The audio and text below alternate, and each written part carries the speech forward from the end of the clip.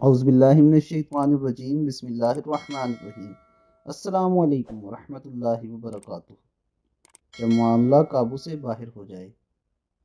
طاقتور مومن اللہ کے نزدیک کمزور مومن سے بہتر اور زیادہ پسندیدہ ہے، یعنی وہ عبادت کی ادائیگی اور فرائض و سنن اور دعوت و تبلیغ اور معاشرتی خدمات وغیرہ کے امور کے قیام میں کمزور مومن سے زیادہ مستعد اور توانا ہوتا ہے۔ طاقتور اور کمزور دونوں میں سے ہر ایک میں اپنے اپنے لحاظ سے بھلائی ہے۔ جو چیز تجھے آخرت کا فائدہ دیتی ہے اس میں حرص کرو اور اللہ سے مدد طلب کرو، دل ہار کر بیٹھ نہ جاؤ، یعنی بے بسی کا اظہار نہ کرو۔ اگر تمہیں کوئی نقصان پہنچے تو یہ نہ کہو کہ کاش اگر میں اس طرح کرتا تو یوں نہ ہوتا، بلکہ یہ کہو اللہ نے یہی مقدر کیا تھا اور اللہ نے جو چاہا کیا۔ اس لیے کہ لفظ اگر مگر شیطان کے عمل کے لیے رستہ کھول دیتا ہے، یعنی اگر مگر کرنے سے شیطان کو گمراہ کرنے کا موقع مل جاتا ہے۔ دوستو، یہ نبی کریم صلی اللہ علیہ وآلہ وسلم کی بہت ہی پیاری حدیث تھی۔